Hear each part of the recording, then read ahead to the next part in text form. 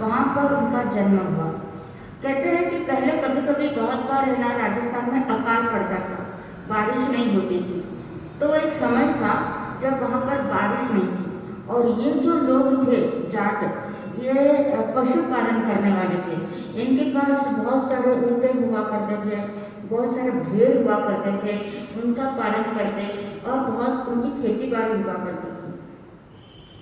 तो रतन कौर जी महाराज साहब का परिवार, इनके पिता का नाम गणेशीराम जी था और माँ का नाम रंभा देवी था।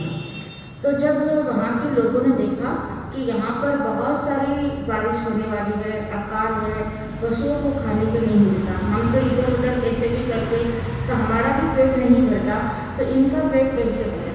तो उस समय वहाँ के लोगों ने, आसपास के गांव के लोगों ने, सभी ने ये विचार किया कि अब अपने को यहाँ से अपने पशुओं को लेकर, जो उनका बहुत बड़ा पशुधन हुआ करता था, उनको लेकर अपने बाल बच्चों को पूरे परिवार सहित वहाँ से वो लोग निकले और निकल कर पैदल चलते थे। गाड़ी घोड़े थे तो नहीं, बच्चे थक जाते तो उनके पर बिठा देते थे और बहुत सैकड़ों की संख्या में उनके पास ऊँट हुआ करते थे। तो ऐसे करके धीरे धीरे चलते हुए वो मालवा की धरती पर आया। और मालवा में कभी आपने नाम सुना होगा रतलाम, नीमच, जावरा वो जावरा में आए और जावरा के आसपास के क्षेत्र न, ऐसे सभी क्षेत्रों में जिनको जहाँ जैसी सुविधा मिली, जो जगह मिली, जो काम मिला, सब अपने अपने स्थान पर वो बट गए। तो इस तरह से जावरा के पास ढोडर नाम का एक गांव है, वहाँ पर इनका परिवार गया। वहाँ पर हमें वो छोटे में सुना रही, तो वहाँ पर इनका परिवार को एक जगह मिली, एक जगह पर काम भी मिला इनकी माँ रंभा देवी को। तो इस तरह से जो काम मिला, जो रहने के लिए कमरा मिला, वो अपना जैन परिवार था। उन्होंने शरण दी, उन्होंने जगह दी, अपने घर पर वो काम करवाते, बाहर कहीं आदमी लोग जाते तो वहाँ पर वो करके जिन घर में यहाँ आ जाते। ऐसे करते हुए उसी ढोडर गांव में रतन कौर जी महाराज साहब के गुरनी जी श्रेय कौर जी महाराज साहब का पदार्पण हुआ। तो परिवार तो पूरा धार्मिक था, वो जैन महिला रोज दर्शन करने लिए जाती थी। तो ये जो रतन कौर जी महाराज साहब उस समय ग्रस्त अवस्था में थे, उनका नाम था रूप कुंवर और उम्र थी 7 वर्ष की। 7 वर्ष की आयु। तो बच्ची तो काम पे नहीं जाती, बच्ची तो घर पर रहती। तो वो जैन श्राविका भाई दर्शन करने के लिए जाती, तो इनको बोलती रूप कुंवर तू भी चले क्या? तो बोले हाँ भाई जी मैं भी चलूँ आपके साथ।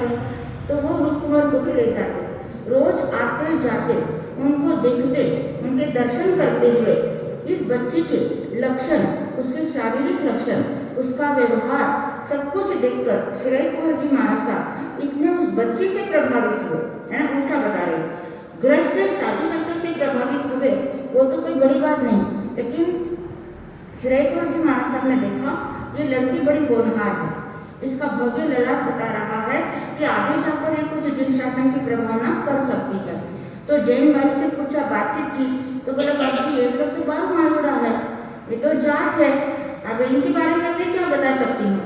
तो बोले कि नहीं तुम बात करके देखो। बोले मैं बात तो करूँ। बोले नहीं, इस बच्चे को हमारे पास दे दोगे तो ये होनहार है, पढ़ाएंगे लिखाएंगे होशियार करेंगे, ये समाज के लिए कोई बहुत बड़ा काम कर सकती है। तो बोले ठीक है मैं बात करती हूँ। फिर उस बच्ची से पूछा, रुको तेरा मन है क्या?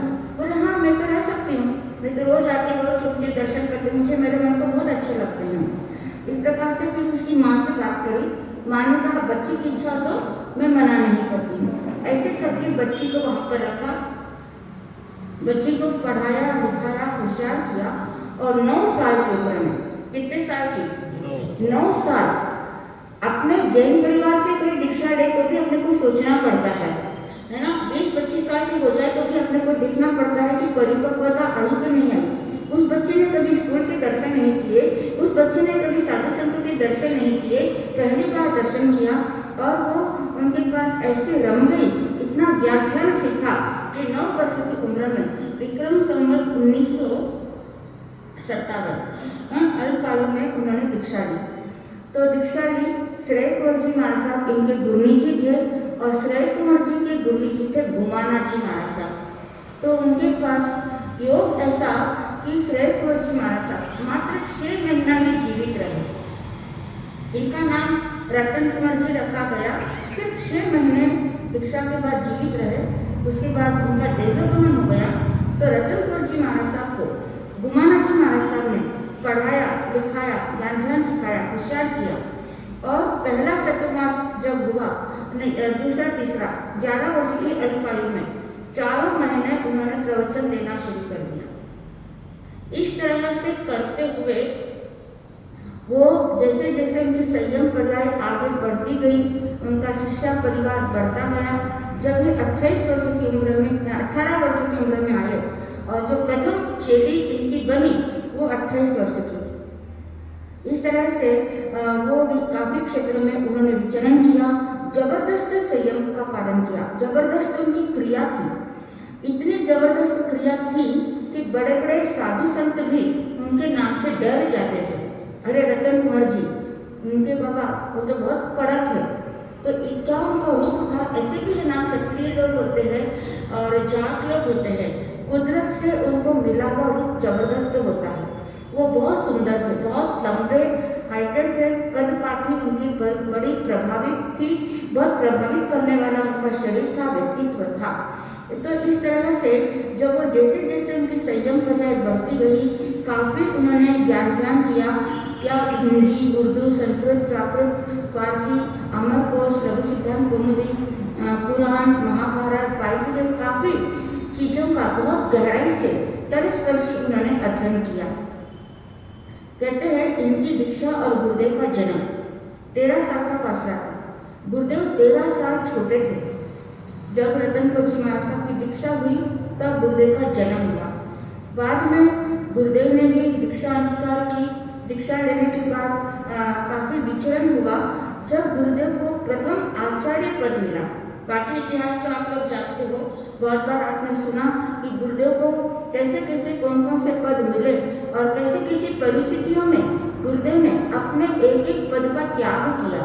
ऋषि संप्रदाय के आचार्य, प्रधानाचार्य बने, आचार्य बने, मुख्यमंत्री मंत्री पद को भी उन्होंने प्राप्त किया। इस प्रकार से संगठन के लिए, एक सूत्र में सभी को बांधने के लिए उन्होंने अपने सब कुछ पदों का त्याग किया। और आगे जाकर जब वो श्रवण संघ के आचार्य बने, तो प्रथम आचार्य का चतुर्मास शाजापुर में करवाना। बहुत बार आपने शाजापुर का नाम सुना होगा। जब रतनपुर जी महाराज साहब वहाँ पर विराजमान थे, तो उन्होंने सिर्फ 5 जनों को गुरुदेव के पास विनंती के लिए भेजा। आज तो एक बार आ जाए, 2 बार आ जाए, 4 बार आ जाए तो भी हमको संतुष्टि नहीं होती है।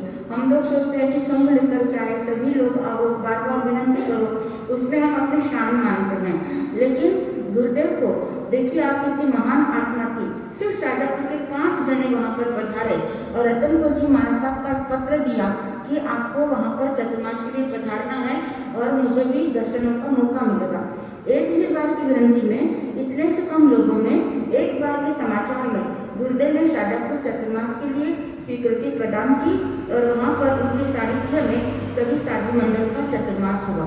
तो ऐसे वो शाजापुर का क्षेत्र बहुत जबरदस्त क्षेत्र रहा है। गुरु जी महाराज साहब जब शाजापुर में विराजमान थे, शायद मैंने पहले भी आपको एक बार बताया था कि उस समय संप्रदायवाद नहीं था। शाजापुर में सम्राट जी महाराज साहब दर्शन देने पधारे बिना किसी विनंती के। चंपालाल जी महाराज साहब दर्शन देने पधारे।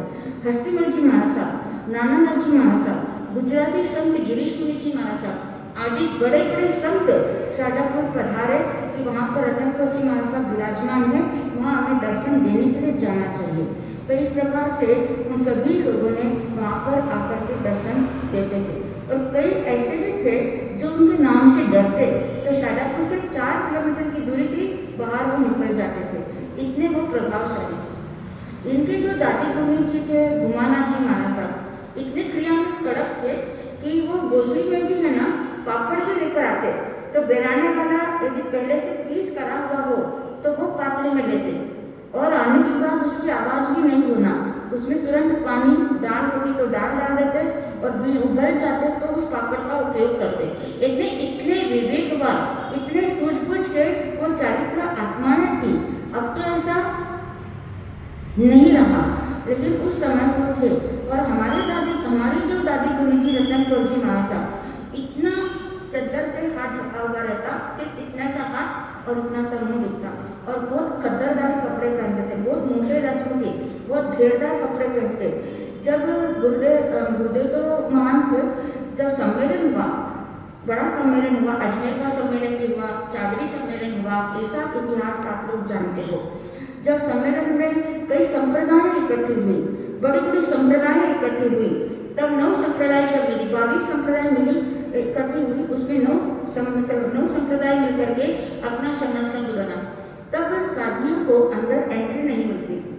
तो रतनपुर जी महाराज साहब बोले गुरुदेव से कि नियम तो आप तुमसे बनवाओगे, समाचारी जो बनेगी, जो कानून आप निकालोगे, जो नियम आप संत लोग बनाओगे, तो उसका पालन कौन करेगा? आप अकेले नहीं करोगे ना, सत्य को भी तो करवाओगे।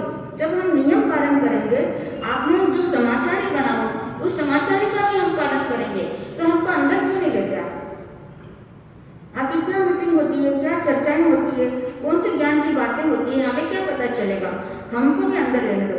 एक आवाज में सभी सतियों को अंदर ले लिया था। ऐसी मर्दानगी उनकी आवाज थी, ऐसी सिंह गर्जना जैसी उनकी आवाज थी। और जाति का प्रभाव आता ही है, तो वैसी आवाज उनकी बुलंद थी, मर्दानी आवाज में ऐसा लगता था कोई पुरुष तो नहीं बोल रहा है, कोई आदमी तो नहीं बोल रहा है। ऐसे रतनपुर जी महाराज साहब का जबरदस्त जीवन रहा है। वो उनकी कंठ कला इतनी जबरदस्त थी, कोई भी एक बार वो किसी के गाने की आवाज सुन लेते, वो तुरंत बना लेते। कई ढाल, कई लावणियाँ, कई चौपाई, कई गद्य, कई पद्य उनके बनाए हुए हैं। आपने कभी किसी के घर पर पुरानी तस्वीर देखी होगी, तो कई बार लेशा का एक वृक्ष बना हुआ रहता है, 8 कलमों का एक वृक्ष बना हुआ रहता है। ऐसा उन्होंने वृक्ष भी तैयार किया था। तो ऐसे बहुत ज्ञानवान थे, बहुत क्रियानिष्ठ थे, बहुत जबरदस्त चारित्र आत्मा थी। वो आत्मा शाजापुर में 10 साल तक विराजमान, 10 साल तक अंत में वो थानापति के रूप में वहाँ पर स्थिरवास रहे। अंतिम समय में उनके शरीर में बहुत जबरदस्त वेदना थी। यहाँ पर जो विमलपुर जी महाराज साहब विराजमान थे, वो रतनपुर जी महाराज साहब की उन्होंने बहुत सेवा की। यानी पहरेदारी जैसे वो वहीं पर अखंड बैठे। बहुत सारी चेलियाँ थी उनकी, लेकिन विमलपुर जी महाराज साहब उनको छोड़ते नहीं थे। हर प्रकार की शंका, हर प्रकार की सेवा।